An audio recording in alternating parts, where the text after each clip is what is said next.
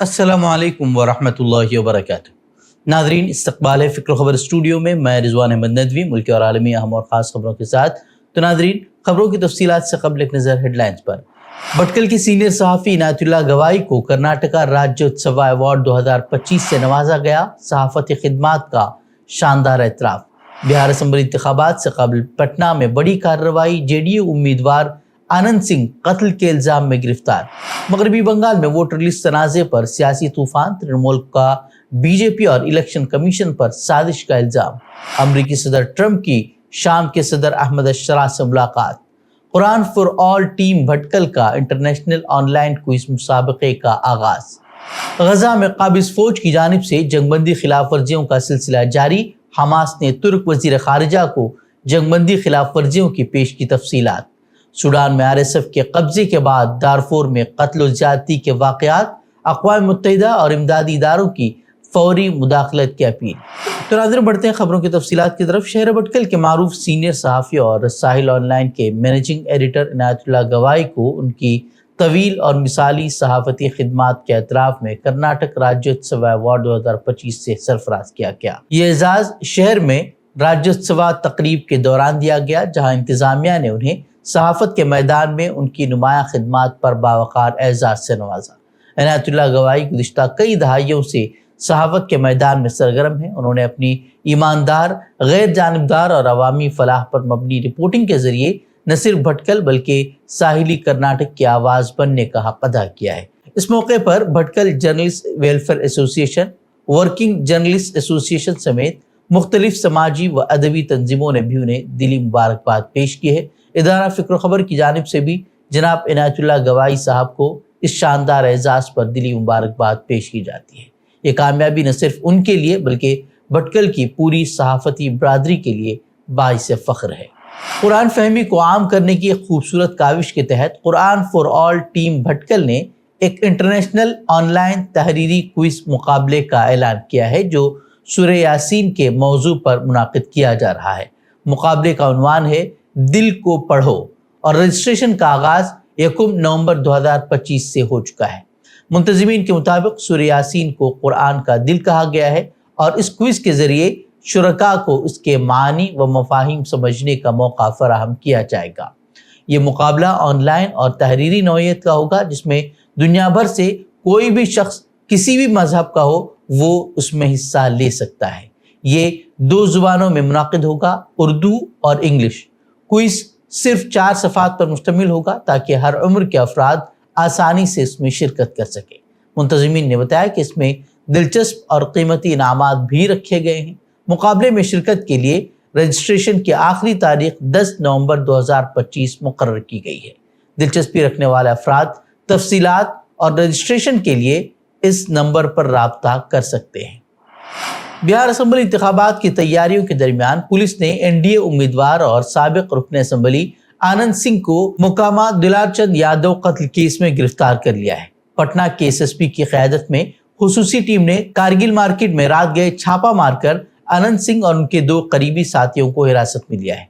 Police के मुताबिक जुमेरात को मुकामा में जन स्वराज और NDA हामियों के दरमियान झड़प के दौरान दुलारचंद यादव हलाक हुए थे। इब्तिदाई तौर पर गोली लगने का शुबा था, मगर पोस्टमार्टम रिपोर्ट ने इंकिशाफ किया है कि मौत गाड़ी की टक्कर से हुई है। और इलेक्शन कमीशन ने वाक़े का नोटिस लेते हुए रिपोर्ट तलब की है, जबकि केस की तफ्तीश CID के सुपुर्द कर दी गई है। मगरबी बंगाल में इलेक्टोरल रोल रिवीजन यानी कि SIR के अमल ने सियासी हलचल मचा दी है। तृणमूल कांग्रेस ने BJP और इलेक्शन कमीशन पर इल्ज़ाम लगाया है कि वो वोटरों के लाखों नाम काटने की साजिश कर रही है। TMC तर्जुमान कुणाल घोष का कहना है कि BJP की गैर इंसानी सियासत और कमीशन की मिली भगत ने आवाम में खौफ की फ़ज़ा पैदा कर दी है। यहाँ तक कि कुछ अफराद ने शहरियत के खदशे और खौफ के बाइस खुदकुशी तक कर ली। घोष ने BJP रहनुमाओं सुकांता मजुमदार और शुवेंदु अधिकारी पर बराह रास्त इल्ज़ाम लगाया कि वो खुलेआम बांग्लादेशी कहकर लोगों को धमका रहे हैं, जिससे रियासत में अदम तहफ़्फ़ुज़ और ज़हनी दबाव बढ़ रहा है। महाराष्ट्र में वोट चोरी के इल्ज़ामात के खिलाफ तमाम अपोजिशन जमातों ने कल मुंबई में तारीख़ी मुज़ाहरा किया। सत्याचा मोर्चा के उन्वान से निकाले गए इस मार्च में महाविकास अघाड़ी के बड़े लीडरों ने वोटरों की फहरिस्त में गड़बड़ी اور ووٹ چوری کے ثبوت پیش کیے۔ مظاہرے میں شرد پوار، ادھو ٹھاکرے اور راج ٹھاکرے ایک ہی سٹیج پر نظر آئے، جو مہاراشٹر کی سیاست میں ایک علامتی اتحاد کے طور پر دیکھا جا رہا ہے۔ تمام لیڈروں نے عوام سے اپیل کی کہ وہ سیاسی اختلافات سے بالاتر ہو کر جمہوریت کے تحفظ کے لیے متحد ہوں۔ انہوں نے مطالبہ کیا کہ جب تک ووٹر لسٹ درست اور جعلی نام حذف نہیں کیے جاتے، بلدیاتی انتخابات مؤخر کیے جائیں اور آئندہ تمام انتخابات بیلٹ پیپر کے ذریعے کرائے جائیں۔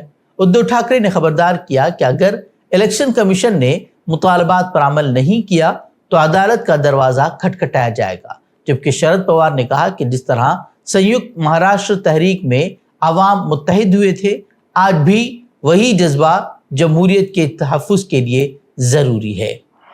امریکی وزیر دفاع نے دعویٰ کیا ہے کہ امریکہ اور چین نے براہ راست فوجی رابطوں کے قیام پر اتفاق کر لیا ہے۔ یہ اعلان جنوبی کوریا میں ٹرمپ اور شی جن پنگ کی ملاقات کے فوراً بعد سامنے آیا ہے۔ Social media platform X پر اپنے بیان میں امریکی وزیر دفاع نے چینی وزیر دفاع ایڈمرل ڈونگ جن سے ٹیلی فون پر بات چیت میں اس فیصلے پر اتفاق ہونے کی بات کہی ہے۔ ان کے مطابق انہوں نے طے کیا ہے کہ باہمی فوجی رابطے تنازعات کو روکنے اور غلط فہمیوں کو کم کرنے کے لیے ضروری ہے۔ انہوں نے مزید کہا کہ امریکہ اور چین کے درمیان امن، استحکام اور تعاون ہی دونوں ممالک کے مفاد میں ہے۔ تاہم چین کی جانب سے تاحال اس پیش رفت کی باضابطہ تصدیق یا تردید نہیں کی گئی ہے۔ غزہ میں قابض اسرائیلی فوج نے ایک بار پھر جنگ بندی کی کھلم کھلا خلاف ورزی کرتے ہوئے غزہ کے مختلف علاقوں میں رہائشی عمارتوں اور بنیادی ڈھانچے پر شدید بمباری کی ہے، جس کے ذریعے سے کئی عمارتیں جو ہے وہ انہیں نقصان پہنچا ہے۔ شمال غزہ کے جبالیہ کیمپ کے مشرقی حصے خان یونس اور مشرقی غزہ شہر میں بڑے پیمانے پر تباہی دیکھنے کو ملی ہے۔ غزہ کی وزارت صحت کے مطابق جنگ بندی کے اعلان کے بعد اب تک 226 فلسطینی شہید اور 594 افراد زخمی ہو چکے ہیں۔ اقوام متحدہ اور انروا نے خبردار کیا ہے کہ غزہ میں انسانی بحران مزید شدید ہو رہا ہے اور 1 ملین افراد کے لیے درکار پناہ گاہی سامان اسرائیلی پابندیوں کی وجہ سے غزہ میں داخل نہیں ہو پا رہا۔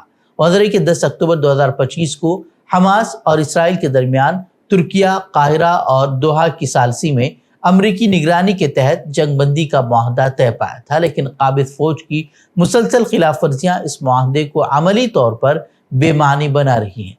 حماس نے ترکیہ کے وزیر خارجہ حاکان فیدان کو ایک تفصیلی یادداشت پیش کی ہے، جس میں قابض اسرائیل کی جانب سے 10 اکتوبر کو اعلان شدہ جنگ بندی معاہدے کی خلاف ورزیوں کی تفصیل شامل ہے۔ حماس نے ترکیہ کے کردار کو سراہتے ہوئے انسانی بحران کے خاتمے کے لیے مزید عملی مداخلت کا مطالبہ کیا ہے۔ بتا دیں کہ کل استنبول میں ایک اہم اجلاس منعقد ہونے جا رہا ہے، جس میں وہ تمام ممالک شامل ہوں گے جو نیو یارک میں امریکی صدر ڈونلڈ ٹرمپ کے ساتھ مذاکرات میں شریک تھے۔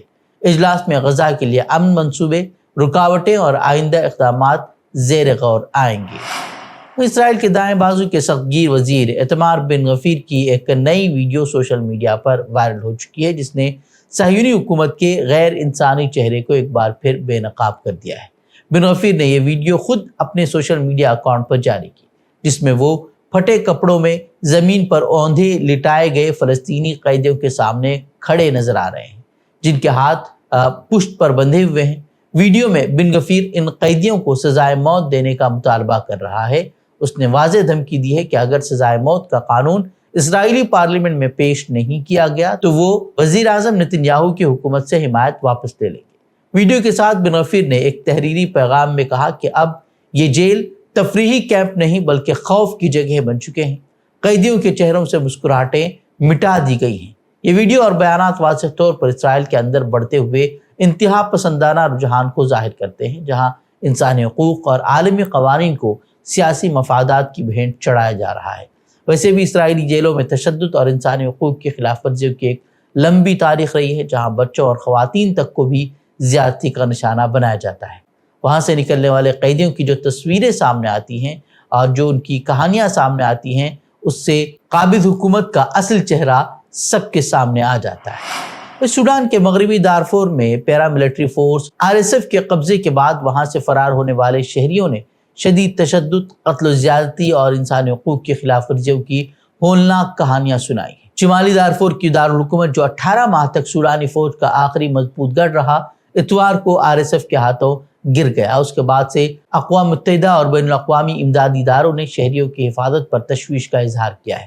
فرار ہونے والے شہریوں نے بتایا کہ RSF نے فرار ہونے والوں کو روک کر انہیں الگ الگ گروہوں میں بانٹ دیا، کچھ کو فوری طور پر ہلاک کر دیا گیا اور دیگر کو رعایت یا تاوان کے لیے روک دیا گیا۔ اور وہیں ایک نوجوان نے بتایا کہ صرف وہ اس لیے بچا کیونکہ ایک فوجی نے اسے اپنے یونیورسٹی کے دنوں سے پہچان لیا، جبکہ باقی سب کو ہلاک کر دیا گیا۔ خواتین اور بچوں پر بھی وحشیانہ مظالم ہو رہے ہیں۔ ایک خاتون نے بتایا کہ ان کے ساتھ 5 دن تک سخت حالات میں پیدل سفر کروایا گیا، ان کے بچوں اور خواتین کو مارا گیا اور ان کی ملکیت جو ان کے پاس سامان تھا وہ تمام چیزیں جو ہے وہ چھین لی گئی۔ UNFPA اور ڈاکٹرز وداؤٹ بارڈر کے مطابق وہاں سے بچ کر نکلنے والے کئی بچے شدید غذائی قلت کا شکار ہیں اور کئی شدید طور پر جو ہے وہ کمزور ہو چکے ہیں۔ وہیں RSF کے سربراہ نے اپنے فوجیوں سے شہریوں کی حفاظت کا عندیہ دیا، لیکن اقوام متحدہ اور امدادی ادارے اس پر شکوک کا اظہار کر رہے ہیں کہ ان واقعات کی تحقیقات میں واقعی سنجیدگی ہوگی یا نہیں۔ سوڈان میں جاری یہ تنازع دنیا کی بدترین انسانی ہنگامی صورتحال میں سے ایک بن چکا ہے۔ لاکھوں لوگ بے گھر ہیں، بھوکے ہیں اور بیمار ہیں، اور امدادی اداروں نے عالمی برادری سے فوری مداخلت کی اپیل کی ہے۔ امریکی صدر ڈونلڈ ٹرمپ 10 نومبر کو شامی صدر احمد الشرع کی وائٹ ہاؤس میں میزبانی کرنے والے ہیں۔ یہ کسی شامی سربراہ مملکت کا وائٹ ہاؤس کا پہلا دورہ ہوگا۔ امریکی انتظامیہ کے ایک اہلکار نے بتایا کہ اس ملاقات کے دوران داعش کے خلاف امریکی قیادت والے اتحاد میں شمولیت کے معاہدے پر دستخط متوقع ہیں۔ الشرع، جن کے سر پر ایک وقت میں $10 ملین کا انعام خود امریکہ نے رکھا تھا اور ماضی میں وہ القاعدہ سے وابستہ رہ چکے ہیں اور امریکی فوج میں بھی قید رہ چکے ہیں، ان کے اقتدار میں آمد اسد خاندان کے 50 سالہ دور حکومت کے خاتمے کے بعد ہوئی اور انہیں شام کی بین الاقوامی تنہائی کے خاتمے کی علامت کے طور پر دیکھا جا رہا ہے۔ مئی میں سعودی عرب میں ٹرمپ اور الشرع کی ملاقات کو 25 سال بعد امریکہ شام رابطے کی بحالی قرار دیا گیا تھا۔ ٹرمپ اور الشرع کی ملاقات کو مشرق وسطیٰ کی سیاست کا ممکنہ ٹرننگ پوائنٹ قرار دیا جا رہا ہے، لیکن سوال یہ ہے کہ کیا یہ ملاقات خطے میں پائیدار امن کی نئی شروعات بن سکتی ہے؟ ناظرین، سے خبروں کے لیے ہمارے ویب سائٹ www.fikrokhabar.com کی ضرور کر سکتے ہیں۔ ویڈیوز کے لیے ہمارے YouTube چینل کو سبسکرائب کریں۔ تو ناظرین اجازت دیں، السلام علیکم ورحمۃ اللہ وبرکاتہ۔